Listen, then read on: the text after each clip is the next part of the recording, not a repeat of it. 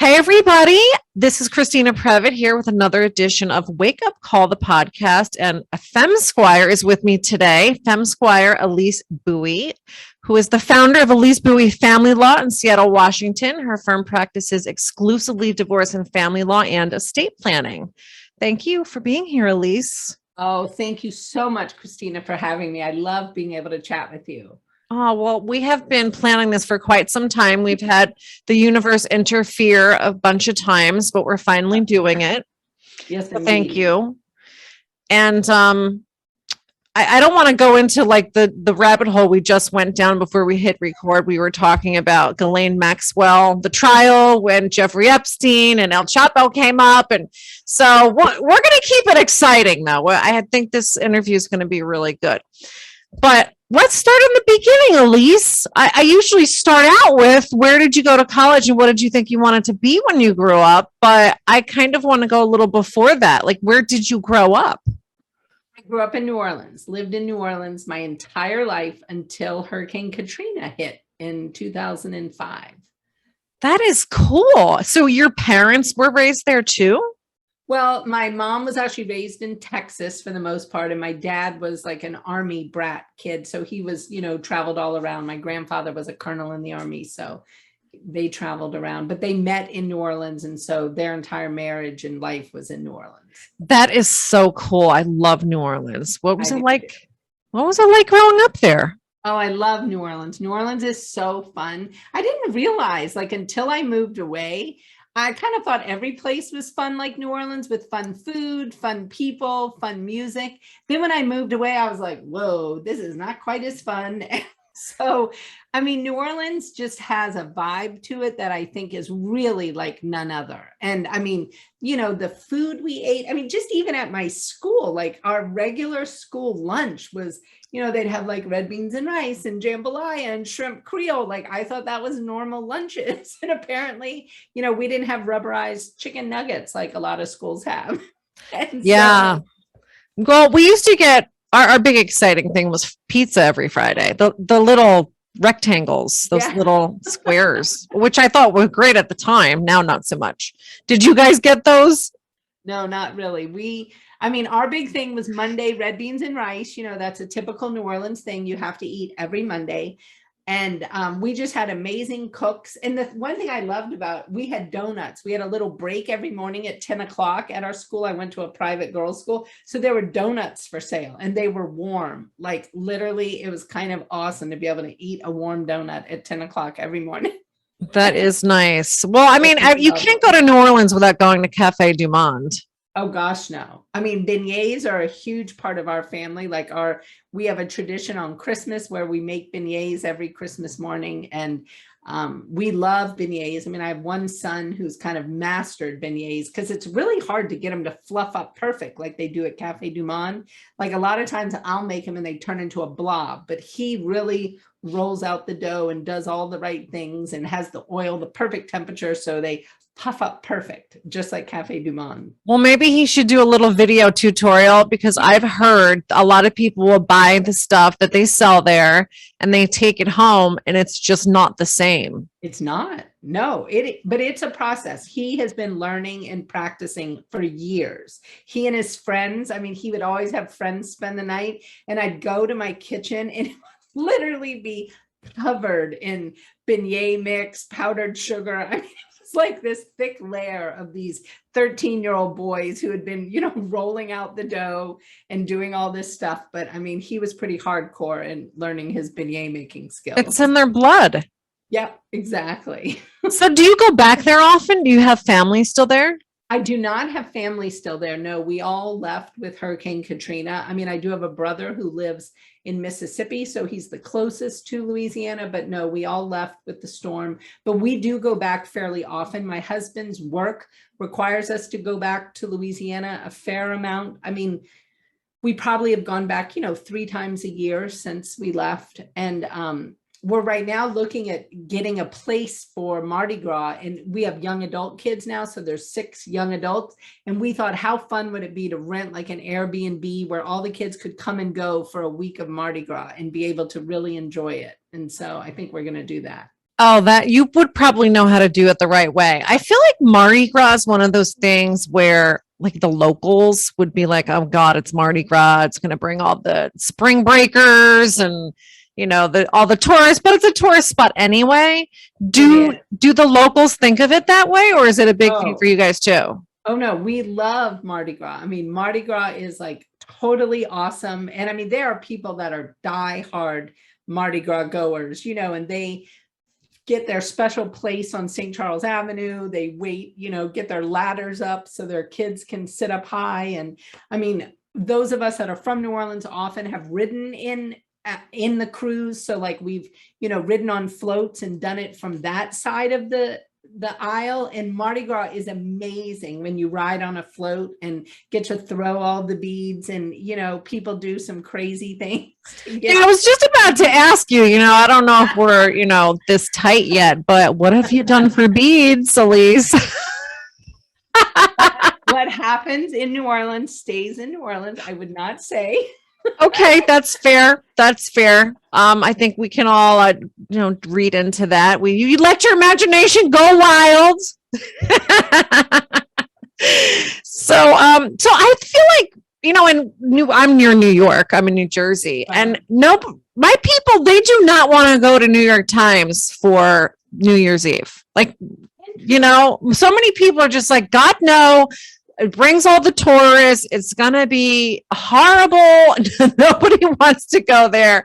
So this is very different what you're describing. Oh, New Orleanians are a breed of people. They are so proud of their city and their heritage and their history. I mean, my friends who are like, local and have lived there forever, I mean, they love Mardi Gras. Like, I mean, I don't know if you know Ernie the attorney. Ernie Svensson. I mean, he is this amazing New Orleanian. And like, even during COVID, I mean, they were out on his porch. Like they had Mardi Gras, like up and down the street. There's bands playing outside his house. I mean, New Orleanians love to party. Like any opportunity to throw a party and to be festive. I mean, it's kind of been a joke because everywhere I've moved has been much more reserved. Like I lived in Minnesota for a while and now out here in Seattle, Washington. And I mean, out here, it's very reserved. And I started hosting these wine parties here in Seattle and would invite people. And people were like, I've never been invited to a party like this. And I'm like, that is so odd. We just are party. New Orleans people definitely love to throw a party. We love hospitality. We love food. I mean, just when you have babies in New Orleans, like your whole neighborhood brings you dishes of food. And I mean, nobody's bringing dishes here. Like when our neighbors were having a baby and I like go to bring them something, they were just completely like, what are you doing? Like, yeah, like, what do you want? Exactly. Yeah, it's totally different. Oh, well, I'll have to come to one of your parties, Elise. Yes, indeed. Absolutely. Well, I think we really should go to New Orleans together. Oh, yes. Oh my God. Of course. Yeah. Yeah. Because then, I mean, I've joked for a long time, I should do a retreat in New Orleans. And you should. Oh yeah, for sure. I would go. Okay. I would totally go. Okay. So you heard it here first. I got the exclusive. There's going to be a retreat. We'll keep you posted on the details. So we'll work that out. So tell me what was going on around Hurricane Katrina time that you had to leave. Oh my girl, we would need like 3 podcasts for that. But Hurricane Katrina, obviously, we New Orleanians thought it was going to Florida because those hurricanes are always going to Florida. We usually are not very clued in. And so at the very last minute, it started coming to Louisiana and we were like, oh, this is kind of a big deal. And at the time, I had one of my best friends who, I mean, it is a very long story. It should be a Hallmark miniseries, so I won't go into all the details.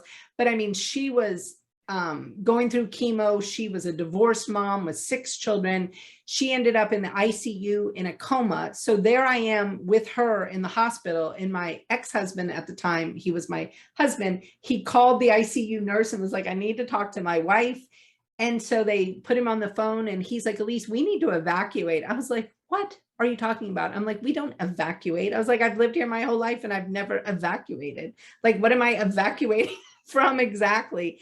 And he was like, oh no, this is serious. Like you should actually turn on the television and look at, what they're they're saying, and I mean, the mayor was like, if you can get out of this city, you need to get out of this city. And I was just like, that is unheard of. I mean, I never evacuated for any storm my entire life.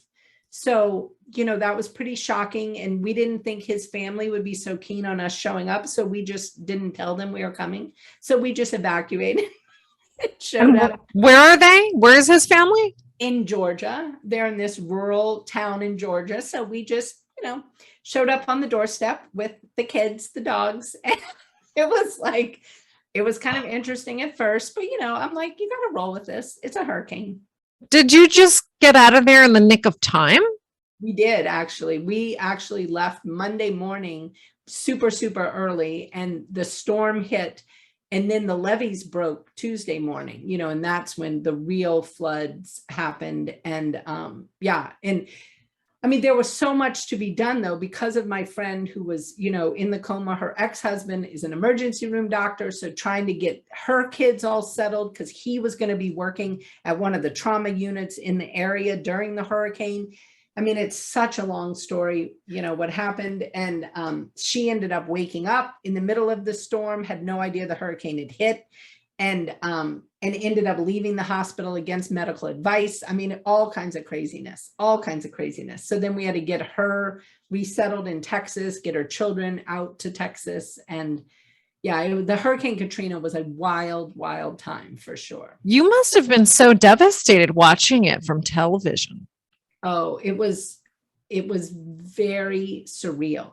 I mean, and the thing that was really, really interesting was my ex-husband, I mean, he was my husband at the time. He had settled a case. He's an attorney, and he had settled a case. And, the settlement had come in the Friday before the hurricane. And at that point, we had no idea the hurricane was coming. He called his client and was like, okay, we need to, meet, divvy it up. You know how it goes when you're like a personal injury attorney. You got to do all that and transfer the money, make sure everybody gets their part. So they had agreed they would meet on Monday. Well, Monday never came. And so there he is holding this check that needed to be deposited. All of our banks went down. All the cell towers went down. So we're there in Georgia, and he's like, I need to go open a trust account like in Georgia. Like, I have no license in Georgia, but I need to figure out how to do this. I can't be holding this money and not have it in a trust account. You know what I mean? Like, that's violating rules. So he actually drove to Atlanta,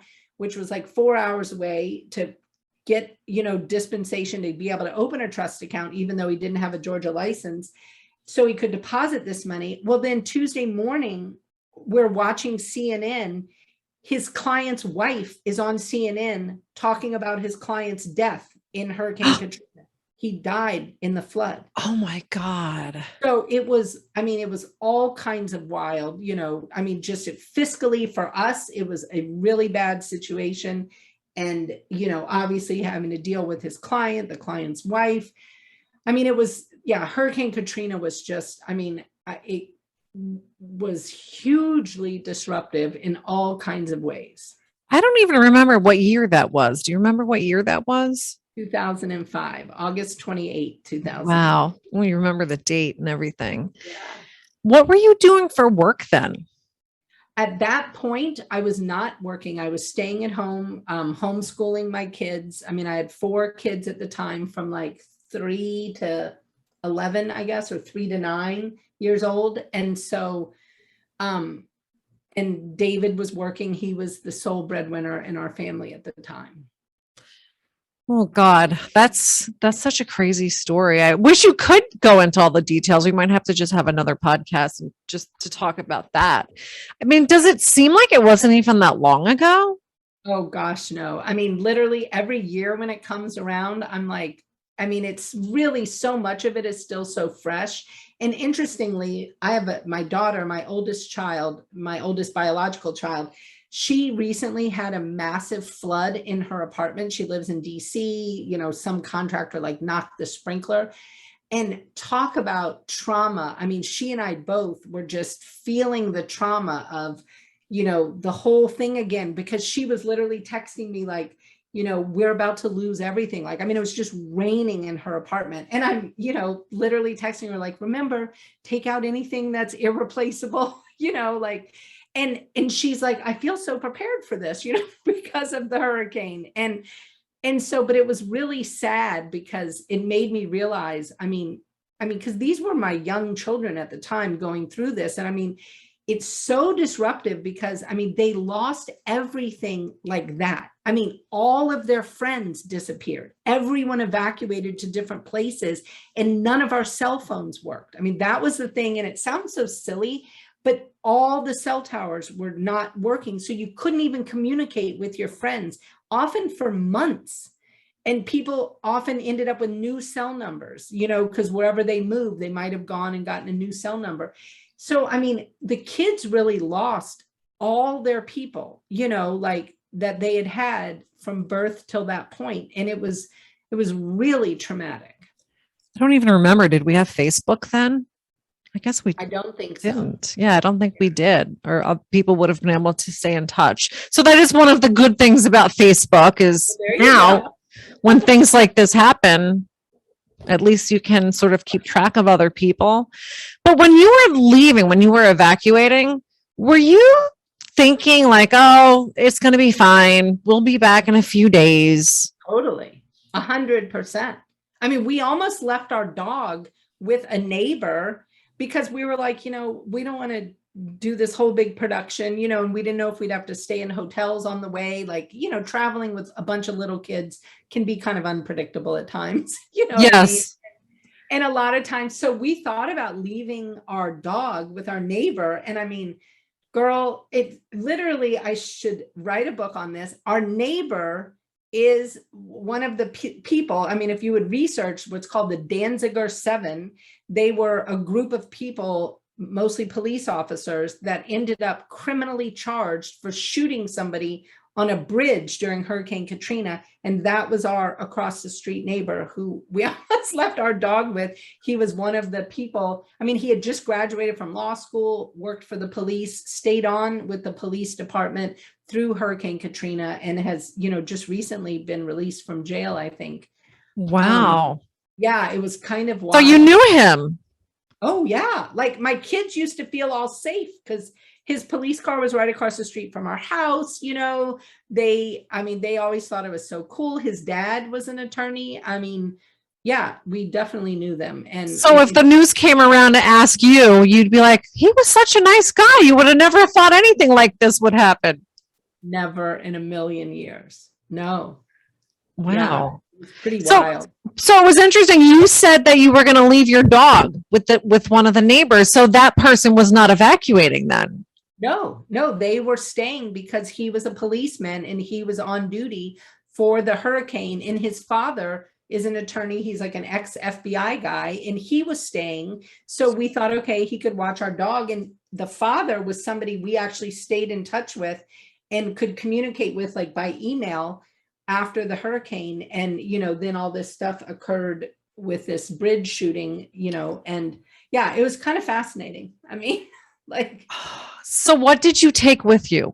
Because people always ask these hypothetical questions, like if you'd only take 3 things to a deserted island, what would they be? And you kind of were in a situation like that. Well, it was funny when my husband called the ICU and I'm on the phone with him and he's talking about evacuating. I was like, well, you need to pack.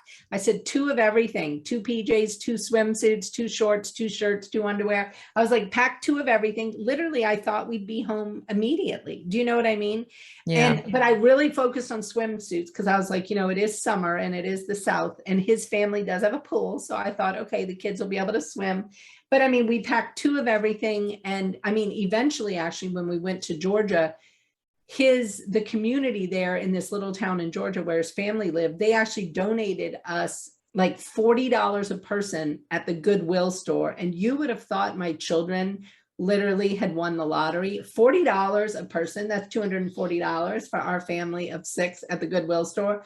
We were absolutely living large at what you could buy at the Goodwill store. And we were having more fun buying things with this generous donation from the Goodwill store. And so, because we ended up there for a full year. Oh yeah. I was going to ask you that. We didn't get to that part yet. Yeah. But looking back, do you wish there was something that you had taken with you if you had known you weren't going to be back? I mean, it's so silly, but it would have been my grandmother's recipes. I mean, we had this whole recipe book, and mostly, my grandmother had handwritten a lot of recipes, and my grandmother was kind of one of those amazing Southern cooks, just really made great, great food. And we ended up renting our house out to somebody who lost everything. And so when I finally got back into our house, kind of, once they had moved out and we had decided we were going to sell our house and really move, I couldn't find those recipes anymore. I have no idea what happened to them. So, Oh, I don't think that's silly at all. I would have been upset about that too. yeah, I completely lost all of those. And so that was sad to me, because like we had these Christmas traditions, like my grandmother would make this crab meat au gratin every Christmas Eve. That was just what we ate on Christmas Eve. And it was so delicious and cheesy and wonderful. And I've never been able to replicate it. I try and I, experiment, but I mean, hers was just delicious. And that's like one of the recipes I miss the most. Did you ever make it from the recipe and it was good? Yes, beforehand, but I just don't remember what, Keep trying, Elise. I am. Just keep trying. You're going to get it. You're going to get it. You have to do this. Oh, I'm sorry to hear that. Are there any other family members were you able to get some of the recipes? Because I'm a really big foodie, so this upsets me very much that you don't have these recipes. Yeah, no, because really my mom was an only child of her parents, so my mom would have been the one. And at the time, by the time all this occurred, she had had a stroke. And so it was, she just wasn't able to really step in and offer me any help about the recipe. So yeah, it really was just this lost, I don't know, just this lost history in our family. And I'm definitely a foodie. And, it was just, I really cherished my grandmother's recipes because, I mean, she was hilarious. So like some of her recipes, like she would make this chocolate pecan pie and she'd be like, toss in the amount of bourbon you think's appropriate for the guest list. That's funny. She was hilarious. And so, she just was, her recipes had a lot of sass to them. And, and sometimes like, she'd be like, cayenne pepper to taste. She's like, usually I do it to my taste, not George's, because that's her husband, but he definitely had a lower tolerance for spice. And so, she was just, her recipes were really, she and her personality just came out in her recipes. Well, you have to make your own now. You have to make your own book, and I guess have it digitally preserved too, because we can do that now. Yes, indeed. Aw. So do you remember when you realized that your house was, things were never going to go back to the way they were? Oh yeah, for sure. I had actually taken the kids back to New Orleans, me and all 4 kids, because my friend, the one who had been in the coma, she wanted to come back to the city. She had gone to Texas and really wanted to come back to her cancer doctors there in New Orleans. So we went back and the kids and I went down to the playground at the end of our street. And they were just like playing, I mean, just doing like normal kid things. And every single person had a story about like somebody who died on the streetcar tracks or somebody who died in a flood at the hospital and literally it was all these conversations and my kids would come up to me and there'd be somebody talking to me about their dead grandma. And I was like, I can't raise my kids in this. I was like, this is too much. I'm like, if it's me and David, like, yeah, we could deal with this and, maybe actually help. Like, we both were lawyers and, there's probably things we could have done positive for the city. But I thought my kids cannot be raised in this where every single thing is going to be about what happened during the storm and, the either rebuilding or not of the city. And so at that point in that playground, I was like, we're not going to be able to move back here. I remember calling David and saying, we need to figure out where we're going to live because I can't live in rural South Georgia. Like that was a real struggle for me. I mean, where were you? What town? It's called Sylvania, but then we lived in a little town called Rocky Ford because David's family, his dad is a minister, so they had access to a house hooked with his church that he worked at. It's called a pastorum. And so we lived there, and so which was really nice. We had our own space, and I was super grateful for that. But I mean, it's a different vibe than New Orleans. Like, I mean, one time I took the kids to the grocery store. I mean, literally there I am with my stair step 4 children, you know, and I was like, we need roast beef. Like, we need to make sandwiches. So I'm like at the deli trying to buy roast beef. And this guy was like, well, ma'am, we're going to have to roast the beef. I was like, what are you talking about? I was like, y'all don't have deli meat? And he was like, no. And so then one of my kids was like, well, let's just make pesto pasta. And so then I was like, okay, so we go look. There's no pesto in the whole store. So then I go back up to the guy and I was like, do y'all sell pesto? He was like, what is that? And I thought, okay, peace out. Like, we are not going to be able to live here. I can't feed my kids quickly. What like, did they eat? I mean, it was such a Southern, you know, everyone cooked, you know what I mean? Like, the thought of buying deli meat was just not a thing. I mean, somebody would buy a big roast and they'd go home roasted all day, and yeah, they might make sandwiches out of it the next day, but I'm like, I got hungry kids like right now. And it was very, very rural. And I mean, you know, just the reality of, like, they didn't have integrated churches. Like, you know, I mean, we're talking in 2005. Wow. My father-in-law's church that he was a minister at was all Caucasian. And then there was entire churches that were African-American. And when my children and I would talk about this, like at their dining table, because I mean, my kids were really like, what is up with this? Like, why is this like this? And he would just explain that this is just how it is. And I was like, this is just not how it is. Like, it doesn't, I mean, I don't mean to diminish that, you know, maybe some of that is, you know, people want it like that. Like, maybe they want to be able to worship in a place that, you know, has their own vibe, but it felt very not good. Sounds like a time warp. Yes, I felt like I was in a massive time warp. Well, I was asking partly because I lived in Valdosta, Georgia for a year. My ex-husband was born. Well, and I was actually in Clyattville, which is a little tiny suburb of Valdosta. So I was really out in the sticks. Wow, that's amazing. That's like pecan capital and onion capital. I remember it was 7 miles from the Florida border. And what was very exciting at the time was, I don't think Georgia had a lottery at the time, but Florida did. So everybody would drive to Florida to get lottery tickets. Now, why did you live there? Because my mom was a bit of a nomad, and she met people that were from there, and they were like, y'all should move down to Georgia. And we're like, okay. And so we went. And, you know, at the time, it was like weird to have to change schools and stuff, but I'm kind of grateful for those experiences now, because I got to live in Georgia for a year and, you know, see what life was like there. You know, I think you don't realize that people are different in other parts of the country. Even you don't need to go to Europe to experience something different. Just go to a different part of you know, even the Eastern Seaboard. You know, life's different. So I am grateful for those experiences, and I had a good time down there. It was a little hard to get used to the weather. Oh yeah, because we moved in August. Oh yeah, well that's when we went too. It is humid and hot.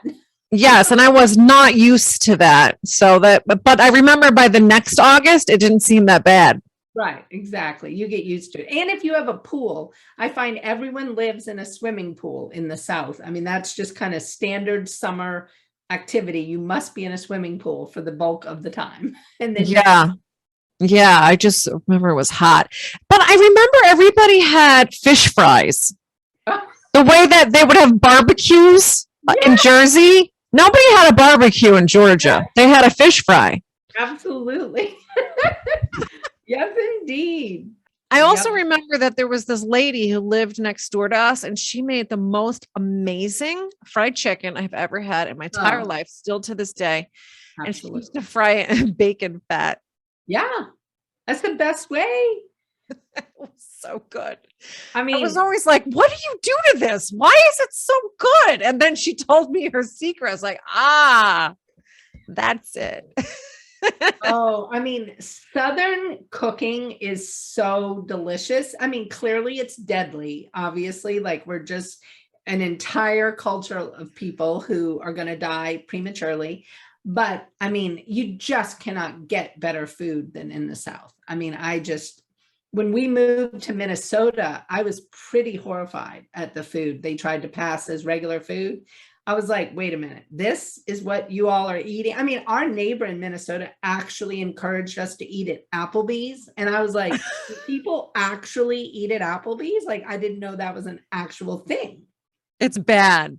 It's, I mean, coming from New Orleans, there is no excuse to eat at an Applebee's. Like, you can find a hole in the wall dump that is going to have delicious food. You would never go to an Applebee's. Like, and that was Yeah. just normal in Minnesota. And I'm like, I don't think so. So Well, that there's was certain places that are, that they live on chain restaurants. That's yeah, just what they do. It's just part of the culture.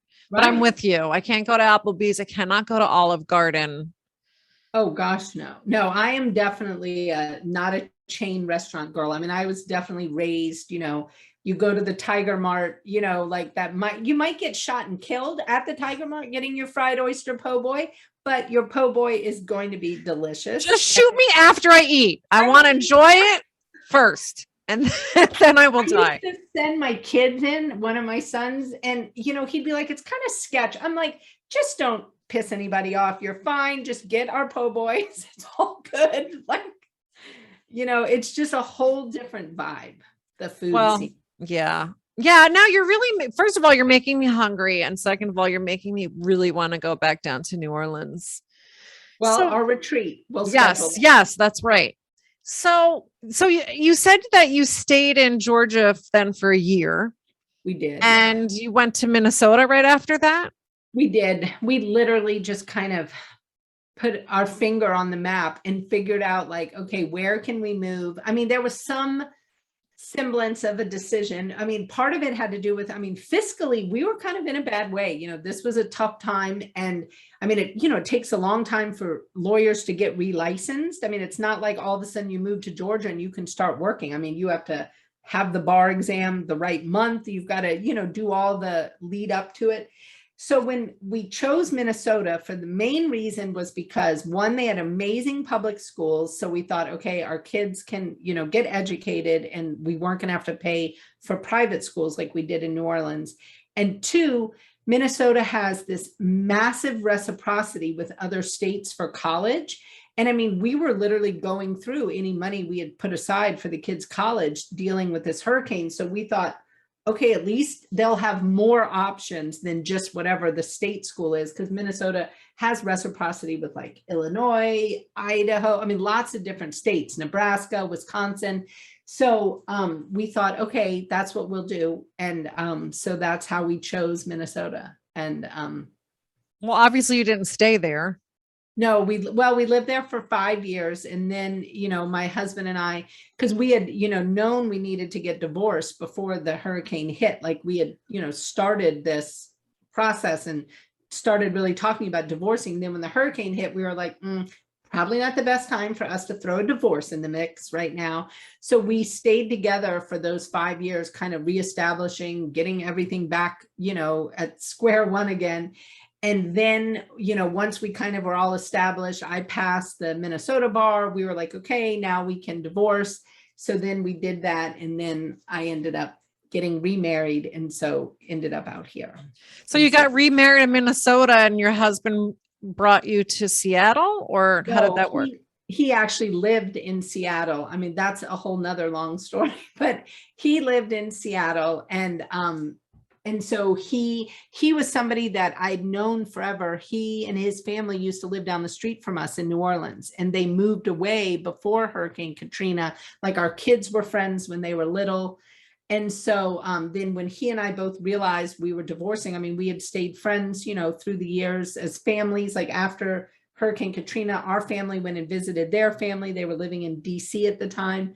And so, you know, we had stayed friends for years. So when we both realized we were divorcing, then he came and visited me in Minnesota. And then we've just been together ever since. And the rest is history. Yeah. So now we've been married about a decade. And so then we ended up with a blended family of 6, 3 girls and 3 boys. Oh, like the Brady bunch. I was going to say the Brady family. Where'd that come from? But minus Alice, we so needed an Alice in our lives. Like we have, I mean, so many times I'm like, we really missed the boat without getting Alice. Why don't you have Alice? You're big on outsourcing. I mean, if it was a law firm you were running, you would have an Alice. Absolutely. Yeah. We had our Sandra. I mean, she's like our Alice, but she didn't live in the house, but Sandra has helped us so much. But yeah, and Alice definitely could have been really helpful. So are one of the kids, oh my God, I don't even remember their names. I remember Marsha. Do you have any kind of dynamic like that with the kids? No, I mean, we are so lucky, like, because our kids did know each other. Like the 2 oldest kids, like Doug's 2 kids and my 2 oldest knew each other very well. And, you know, as little people. And so it was kind of, it wasn't a huge ordeal for them to come together. And then Doug's daughters, you know, knew Eric, my next one, like they were there when he was born. I mean, I have all these pictures of his daughters like reading to Eric when he was a baby in his baby book.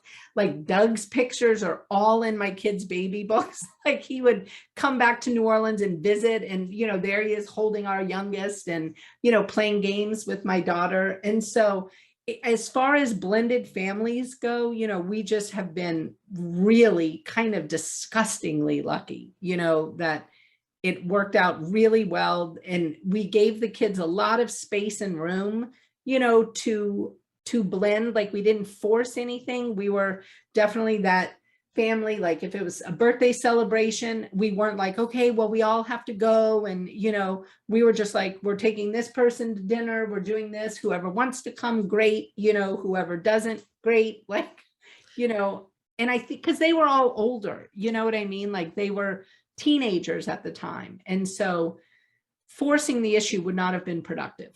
Isn't it sort of interesting though, when you look back on things, you know, like Steve Jobs always said, you connect the dots looking back. If Katrina hadn't happened, you wouldn't have moved to Minnesota. Maybe you wouldn't have reconnected with him. I know you said that you had sort of stayed in touch, but I don't know. Do you think, I mean, we're speculating, but do you think that wouldn't have happened that way if you hadn't moved to Minnesota?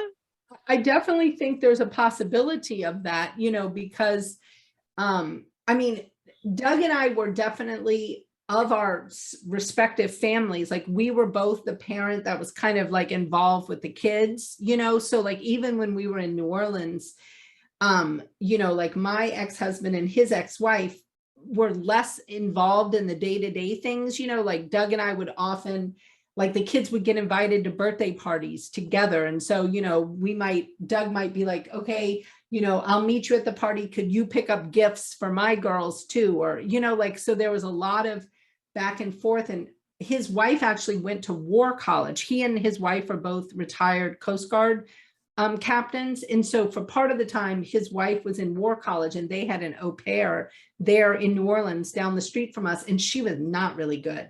So his daughters would spend a lot of time at my house. Like I was kind of you were the au pair. Yeah, exactly. And so, I mean, he had one daughter, she would go to school and, you know, I'd get a little call and she'd be like, Miss Elise, my tummy hurts. So I'd have to call Doug at work and be like, can I go grab Shannon? You know, she says she doesn't feel good. And so like, it was this, you know, really interesting dynamic. And so it was so comfortable, I think, you know, for us and the family, just because, you know, we had been good friends for so many years. And so yeah, who knows what would have happened? I don't know. I mean, I was shocked that he was getting divorced. He was shocked that I was getting divorced. And so, and the rest is just history. That's so cool. I love that. So Yeah. you had said, and we're bouncing around here, but you had said that you passed the bar in Minnesota. We haven't even gotten to the educational part of this program yet. So when did you go to college? You know, what did you think you were going to be when you grew up? Where did law school fit into this timeline we've talked about so far? Well, when I went to school initially, I went to Rhodes College, which is a small private school in Tennessee, and I thought I would be a biomedical engineer. Like that was what I wanted to do. I was way into math and all that, but at Rhodes, I got to that, I think it was my 4th semester of calculus, and I kind of realized that I was at the end of my math brain. Like it was tapping out, kind of.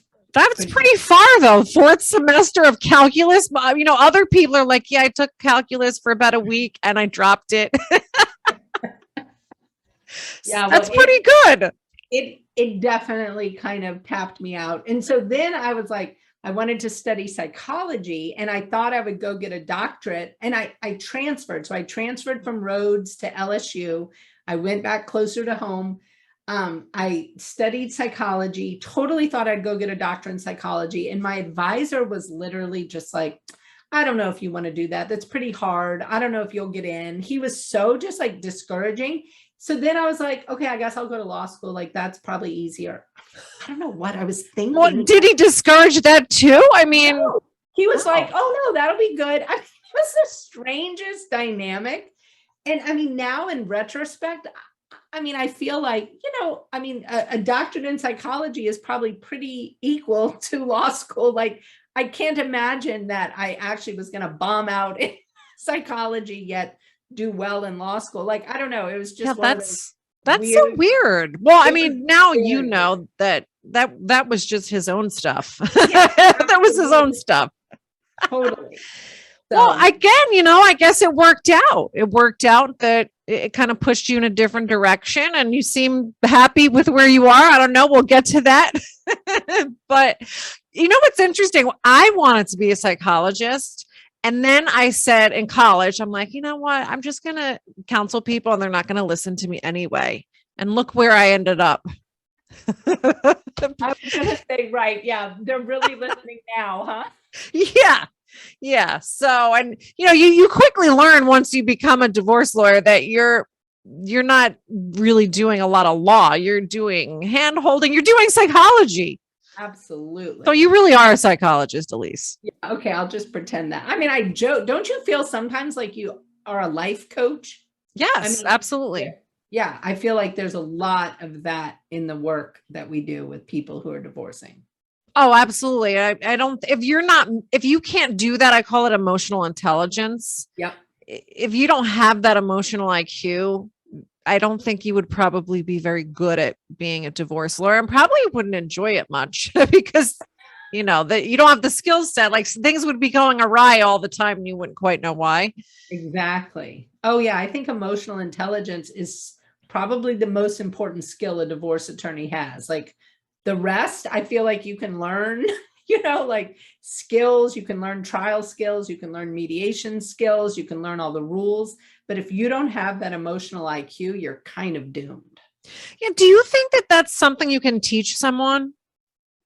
I mean, I would like to think yes. I mean, because I feel like I've tried a lot with my own children to be teaching emotional IQ and really helping them like develop a growth mindset and really helping them like, how can they like eavesdrop on their own thoughts? Do you know what I mean? And how do they kind of control what their reactions are to things, really stepping back and analyzing what's going on in your head. And so, yes, I do think, I feel like I've watched my children develop in those areas. Absolutely. Yes. Well, I was going to point out that they're young and their brains are still developing. So what if you have an associate who has a fully developed brain? Yeah. And there's personality types, right? Definitely. I do think, and I don't know about you, but I feel like I have grown a ton as an adult, in learning things. I feel like with various coaches that I've been exposed to, and people that I've worked with have really helped me develop in areas that I was probably lacking in, or, kind of having like blind spots about. And so I do think you can learn. I think it's a process though, and you've got to kind of be open to the learning. And I mean, I always talk about like turning that mirror inward and, really putting it on myself and being open to that feedback. I do think that a lot of learning can take place. Have you ever seen somebody who was totally closed off from that level of self-awareness that you just described and completely did a 180? Have you ever seen anybody like that? I can't think of anybody myself. Yeah, I don't know that I can think of somebody like that off the top of my head. I mean, I feel like those people that are totally closed off like that, I mean, that to me is such a sad, sad way to be in the world, because I don't know. I mean, I feel like there's so many things I can learn. I mean, just every day there's something I can learn to improve how I'm looking at something, or, really kind of help myself be able to see things in a more productive light, because it's so easy, or at least it is for me. And maybe I'm just like got my own head issues, but I mean, that mean girl in my head can really play a nasty game. And, being able to tone her down. I mean, I call her Eloise, but I mean, really, she has a name. oh, absolutely. She has a name, because she sometimes is really sassing me and I need to like kind of call her out on it, and so it's easier to me if she has a name. So is that what you meant when you said to kind of listen to your own thoughts? Are you listening to Eloise when that's happening? Yeah, for sure. The mean girl. And I have to ask myself, like, is what she's saying true? Like, is it just some nonsense? Because I mean, my Eloise talks smack a lot, like, and she'll say stuff that's just not true. And I'm like, Eloise, like, that is not true, and so I really having to call her out on it, and not then just absorb whatever negative self-talk I might have. But when did you start to become aware of that in your life? Probably around, I mean, I'm like, I don't know how old I am. Gosh, how old am I? I think I'm like 53. So probably around in my early 40s, I probably really became aware of, I don't know, just my own limitations, and, really trying to grow beyond what my natural limitations were. Do you think there was any event that triggered it? Like, what were you getting divorced around then? Yeah, I think my divorce had a lot to do with it, because, I mean, I definitely think at the time, when I was going through the divorce, I mean, like I said, I mean, I wasn't working. I was a stay-at-home mom. He was the sole breadwinner. There was a lot of stuff going on where, he was not like being forthright about a lot of things. And I mean, I feel like I could have fallen so easily into this kind of victim mentality of, look at him, he's doing all this, like, poor me, and I mean, I'll never forget sitting in a parking lot in a Subway in Minnesota right before he and I were going to a meeting to meet with both our lawyers all together.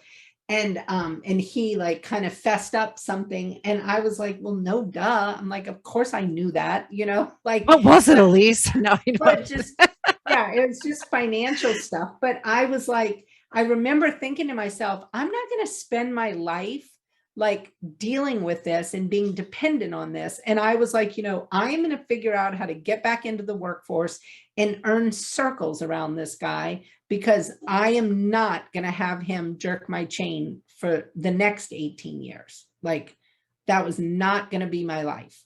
And so I think then and there, I kind of made a commitment to, I need to, be the best self I could be in this process. So, I mean, it's taking a long time. And obviously I don't mean to say I don't have a ways to go still, but we're never done. We're never done with our growth.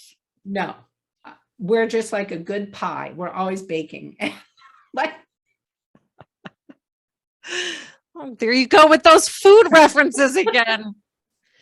So when did you go to law school right after college? I did. I just took 1 year off in between law school and college. I mean, college and law school.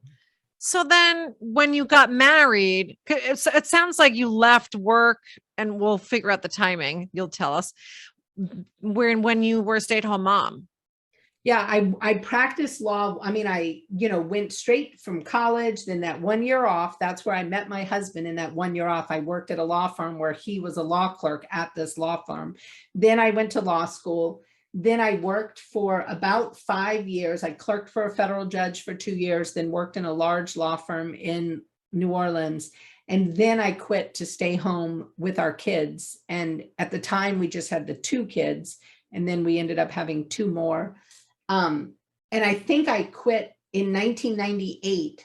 So I was home for 7 years by the time Hurricane Katrina hit, and then, was home for a couple more years post Katrina, and then went back to work. Once we got to Minnesota and kind of got situated, then I got my license back in Minnesota and started working again.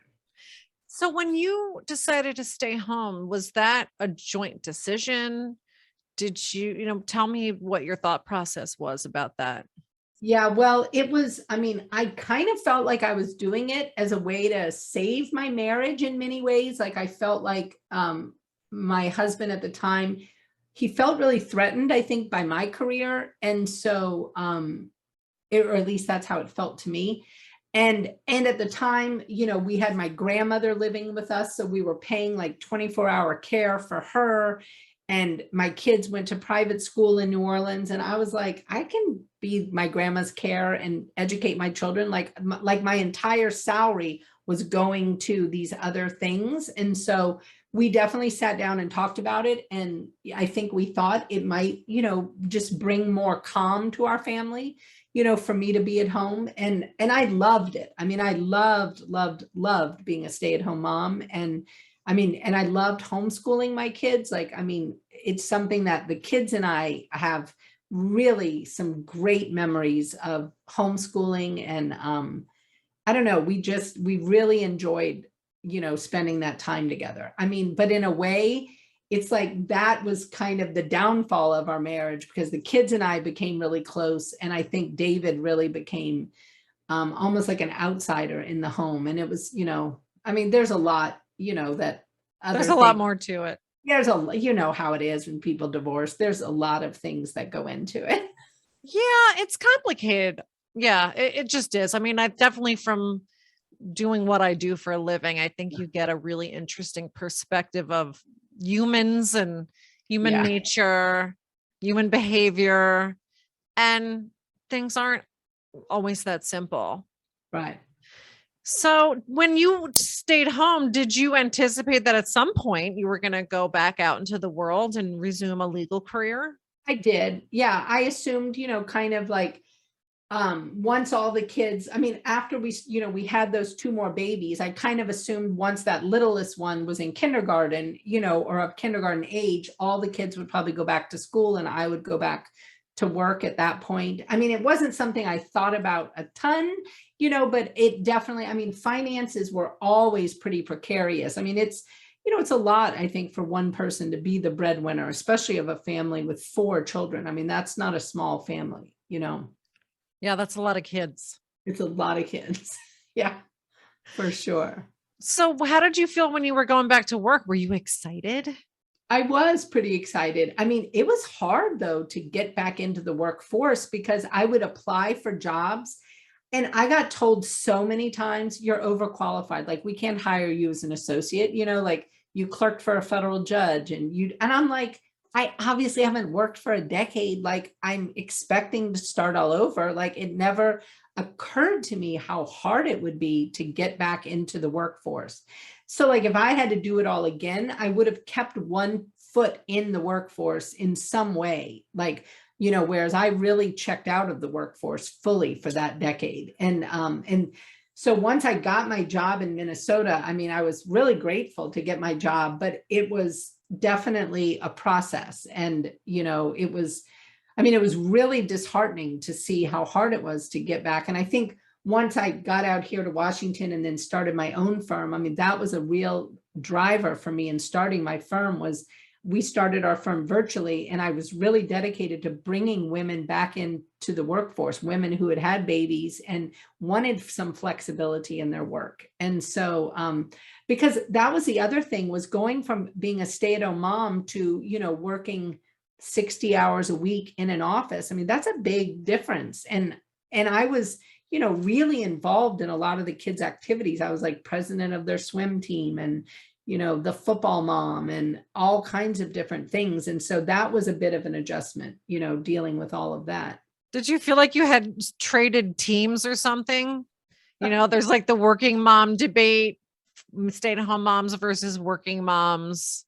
Yeah. And I have to say, like, I'm not a huge fan of that, debate. I think we women kind of need to come together and really support each other in our decisions that we make rather than attack each other. And so I agree.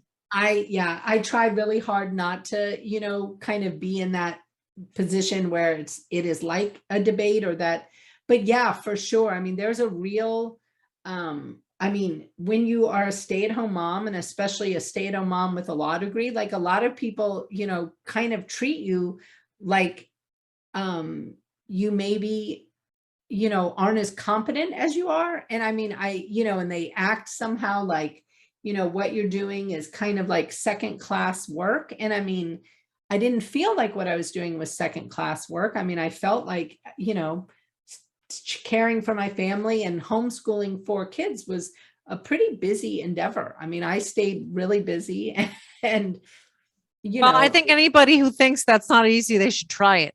Yeah.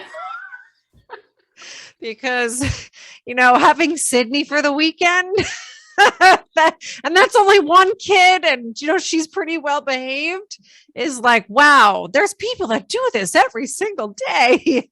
And they have more than one. Oh my gosh. I loved your weekend with Sydney where you were posting things. I was dying laughing. It's so true. Thank you. Yeah. Gives me a bird's eye view for sure. Absolutely. And yeah, with 4, it's really different, than 1. I think that's a very nice adjective. That's putting in the nicest way possible. Yeah, it can be a real challenge. And I'm glad you brought that up. I don't mean to say stay-at-home moms and working moms are versus each other. I've heard there's can be different perspectives there on both sides, but I don't think that either one's easier than the other. It's just different challenges. Absolutely. Yeah. And I think that everyone's got to kind of make the decision that's right for them at the time. And, things change and what your children need, what your family needs, there's a lot that goes on. And I think women are kind of some of the most amazing, badass humans that, they're able to navigate all that. And hell yeah, definitely. We keep it all together. Oh, big time. Big time. So you probably have an interesting perspective when you have a case where there's been a stay-at-home mom and she's now expected to go back out into the workforce because the parties are getting divorced. And there's always that debate. Well, what can she do? The husband will always say, oh, she has a law degree. She could be making like, $300K in a year, but you've actually been in that spot. So what do you think about that? Like, how do you perceive cases like that when you've got a stay-at-home mom who has to now go find work? Well, I really feel like my role is to really educate, that woman and help her to understand what is realistic and what does she need. Because obviously you and I both know you're not going to go out and earn $300,000 in the first year. You know what I mean? Like, even if you go and start your own firm, if you do earn $300,000, you're working 100 hours a week. And so, your children are likely going to really suffer, unless somebody is there to pick up all that slack. But I think empowering women and educating them around the finances, because I think so many stay-at-home moms, I mean, they have their own mean girl in their head where they've kind of been made to feel like somehow they're not good with money or they can't manage their finances, when in all likelihood, they haven't had a ton of opportunity. You know, a lot of times, and though it's stereotypical, but a lot of men handle that, you know, and if they're the primary breadwinner, they might be handling those finances. But I think bringing women to financial neutral experts and getting them to really understand what it's going to look like. And I mean, really helping them understand the short term, like, what is this going to look like for a year? What is this going to look like for 5 years? And what is it going to look like for 10 years? You know, really helping them get to a place where they can be making those wise decisions so that, I mean, because one of the things for me that is so important for our clients is that on the other side of divorce, they are financially secure. I mean, because that's terrifying. You Yeah, know, were you weren't in that situation because you were already working, or did you go back to work because of the divorce? I went back to work. Well, I went back to work before the divorce, but I mean, I knew the divorce was coming. You know, we had been needing a divorce since before the hurricane. So, I mean, I went back to work, but I was definitely not earning what he was earning, like not even close. And, you know, so, I mean, I definitely was fairly dependent on him, you know, initially, and really, I mean, made it my focus to become undependent on him, you know, in short order. Oh, I And then, like that. Undependent. yeah, Oh, I like I that. just, yeah, it was not for me. I mean, this whole, you know, like emailing him, are you going to pay child support this month? I mean, come on, like, it's Yeah. just old and obnoxious. Yeah.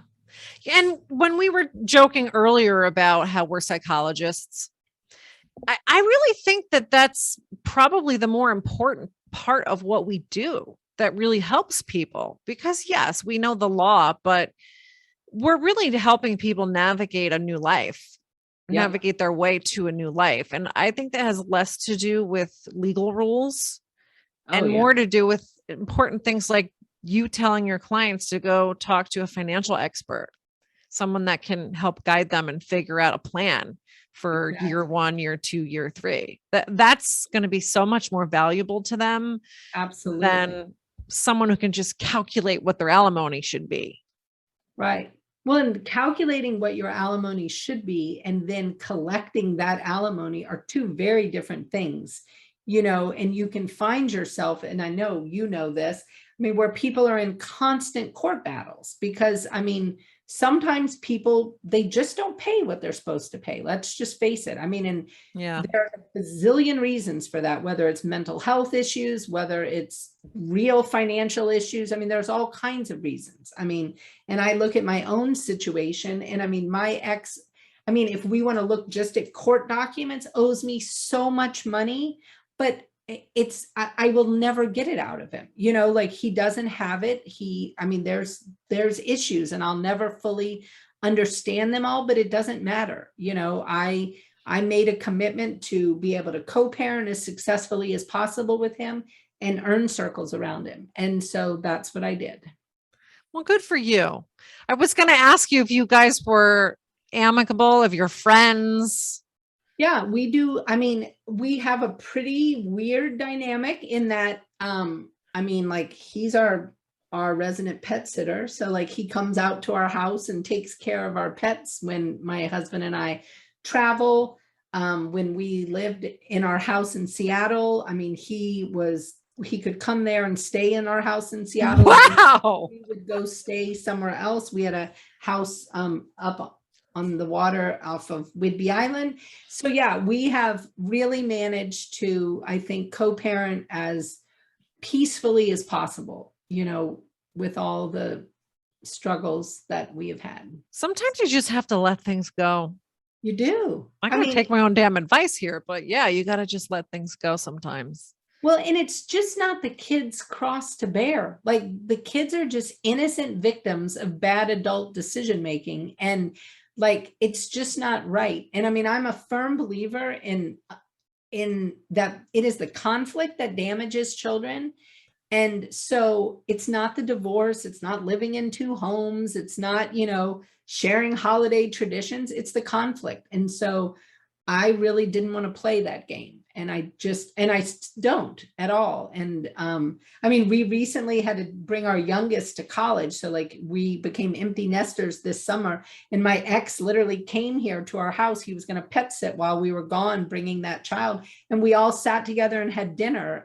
My ex, my current husband, and my son, as his last night here together. And I thought, if this is a success, being able to like have dinner and all be there with my son. And, if I could like wave my magic wand, would I have planned that where, he would be there, but he happened to be here. And I thought, well, I'm not going to have the dinner and not invite him.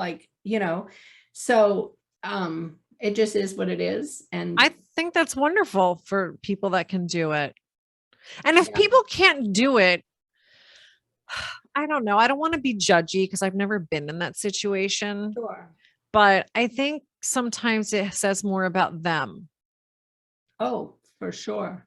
Yeah. And I know that there are some situations that are unforgivable. Oh, for sure. Well, and there's violence issues and, all of the things that we see. But I know as an attorney, I often ask my clients just really point blank. I'm like, do you love your kids more than you hate your ex? And if you do, start making decisions that evidence that. And and I think that, for me, that's been a really telling question. And, when things come up, I have to remind myself, I'm like, my kids' psychological wholeness so far exceeds any animosity I have towards my ex that I'm always my intent is always to put that child's needs first. How old are your kids now? We have kids from 19 to 29. So, we have 19, 22, 24, 26, 27, and 29. Do you remember all their names too? I do. That's a long list. It is. Well, I hope that they appreciate that. I hope that they look back on that experience and they recognize that. I think they do. I do think they, because they're old enough now, they all realize, that there's been dynamics. They know that I'm the one who has really supported them all. So, they all know like that's kind of been a thing. But they all know too that I'm going to encourage them to work towards their dad's strengths and figure out what those strengths are and really build a relationship based on those strengths.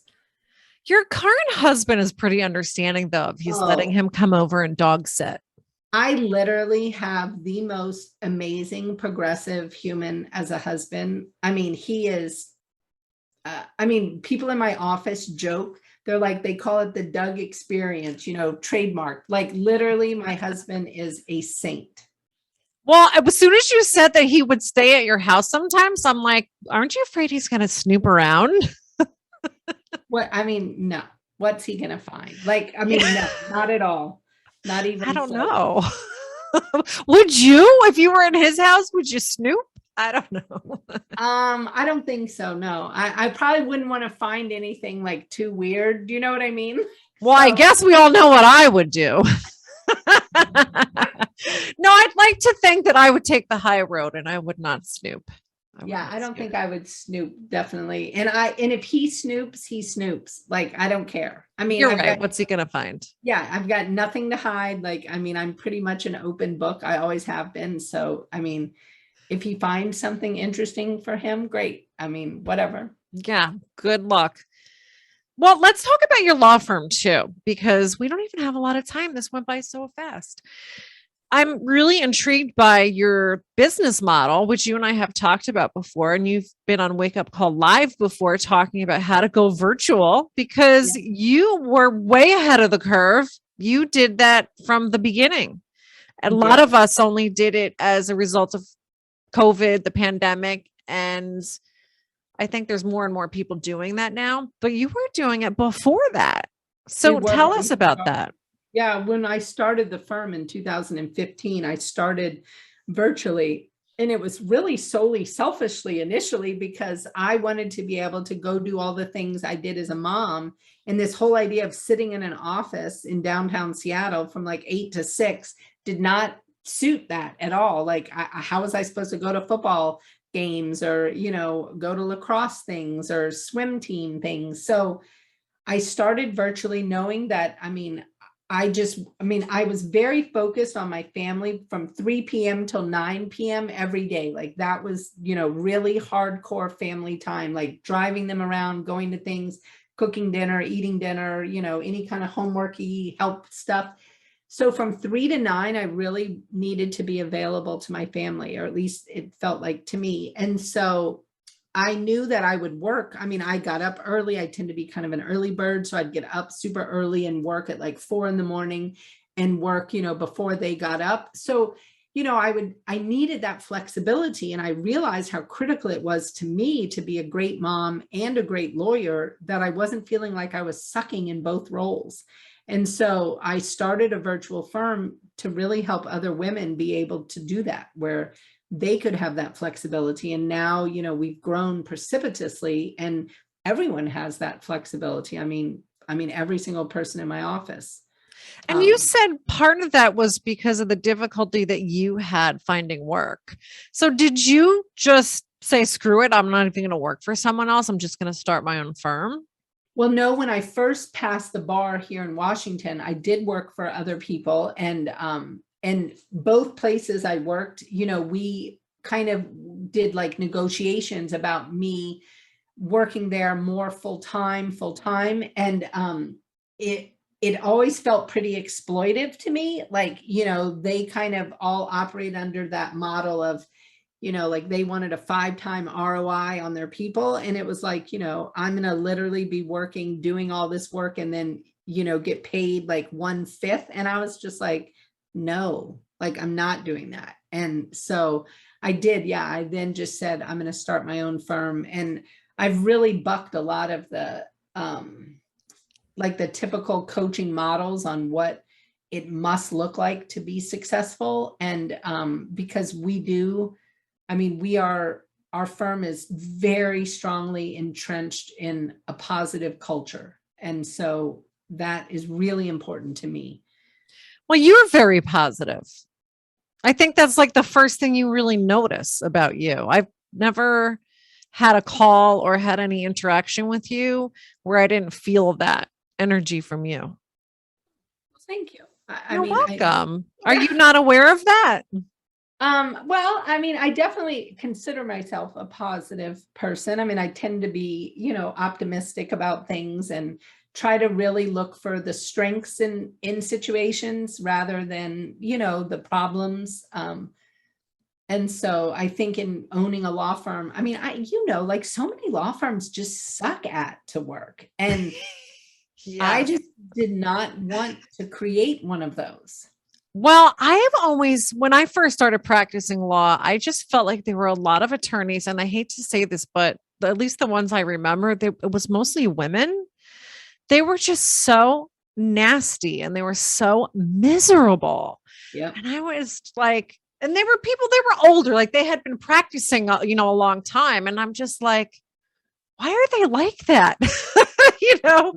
And I think they're just unhappy. I think just that's how unhappy people are. Yeah. That's kind of what they put out there into the universe. And Absolutely. I never, ever get that vibe from you. Well, that is interesting because that unhappiness, I've been kind of on this little like passion project recently around fair play. It's a book written by Eve Rodsky, and it's all about like how to bring gender equity into the home.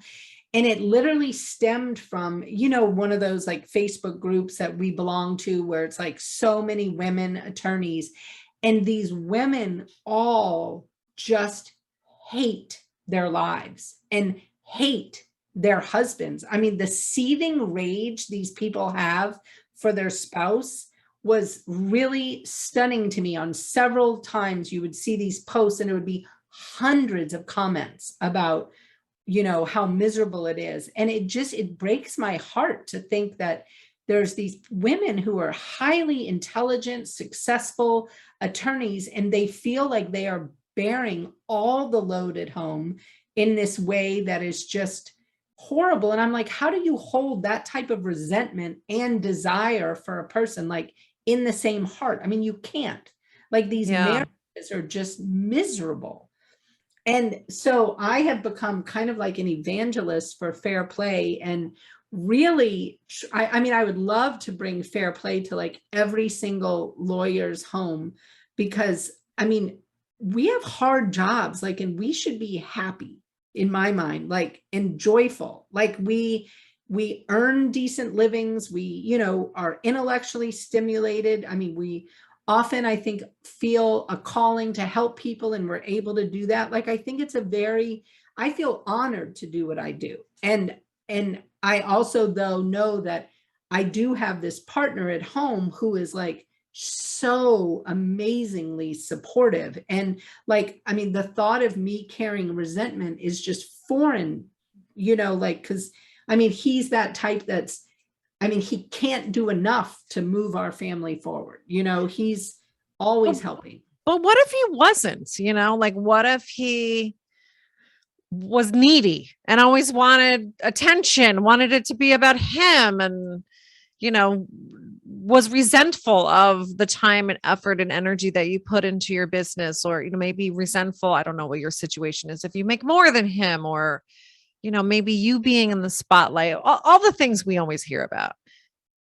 Well, I mean, I think people have to really decide if it's worth it. Do you know what I mean? Like, if it's, I wouldn't be in a relationship like that. You know what I mean? Like, personally, I would rather be single than be dealing with that. And I mean, I think that, I obviously divorced my first husband because of many of those things. Like, it was a real struggle on a lot of different levels. And, I mean, finding a partner who is truly an equal partner and who's comfortable in their skin and your success and your whatever. I mean, because I'm definitely much more, I mean, I just have a much bigger personality than my husband does. And he is, instead of being resentful or whatever, he is my number one cheerleader, and it's, I mean, the difference when I look at my past relationship versus my current relationship, I mean, it's unrecognizable, the difference.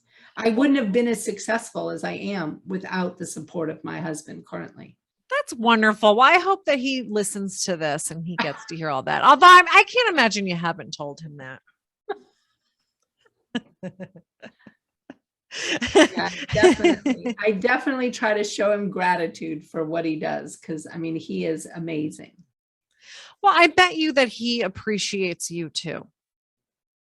Probably. Yeah, I would think so. I think he does. I bet if I interviewed him, he would say similar things about you. He would say I'm a hot mess, though, because hot though. Hot mess. You can't just be a mess. You got to be a hot mess. It keeps him on his toes. It stimulates him. Exactly. You know how it is, though, like law firm owners, I think we tend to be, we have ideas, we kind of pop around a lot of things, and he definitely is much more systematized. And, like if we could put him in a role in the law firm, he would be that person that like brings order to everything. Whereas I'm like, oh, whatever, let's do this. Yeah, that's kind of how I am too. But I think that's sort of a more creative brain. And I think a lot of entrepreneurs have that kind of brain, because that's the kind of brain that's probably better suited for a job, which I'm saying like in quotes is a 9-to-5 thing where it's more defined. Yeah. We don't need that, I would want that. Yeah, miserably. Could you imagine going to a job right now? No. Oh God, never. Yeah, no way. I would panhandle somewhere before I would go get a job. I couldn't do it. I couldn't actually have a boss where I had to do things the way that they wanted me to do it. I could be an independent contractor. Maybe I could do that. Yeah, I don't know. It would be a tough sell for me to go get a job for sure. Yeah. So we're sort of at the end of our time together, and I feel like it went by so fast. You've had such an amazing life. We didn't even barely scratch the surface. Yeah, well, it's been fun talking to you. I mean, I didn't realize we would talk about New Orleans and Katrina. I love that. So now we got to plan that retreat. We can take Yes. you to like Jazz Fest. I Oh mean, yeah, for yeah, sure. It's funny. A lot of times I'll interview somebody and they'll ask me in advance, what are you going to ask me? Do you have a list of questions? And I'm like, I don't even know what I'm going to ask you. I can't give you the questions, and I never know where it's going to go. So exactly. so there you have it. Like, I like to keep it very natural, organic. Well, you were saying, because do you have a podcast? I do. I do. Well, I do two now. The Maximum Mom podcast, which through the Maximum Lawyer Group, which I love interviewing like women who are moms, lawyers, business owners. I call it the ultimate trifecta. And then I also have started a podcast called Parenting Buie, where it's more local here to Seattle. We interview experts, and it's a lot focused on parenting issues. And obviously with my whole brood, I would say parenting is, near and dear to my heart. Oh, I love that. It sounds like you're doing really good things for the community there. Well, thank you, Elise. So that is Elise Buie Family Law in Seattle. I'll have links to your website, your social media channels, and both of your podcasts so people can check that out. So Thank thank you you. so much.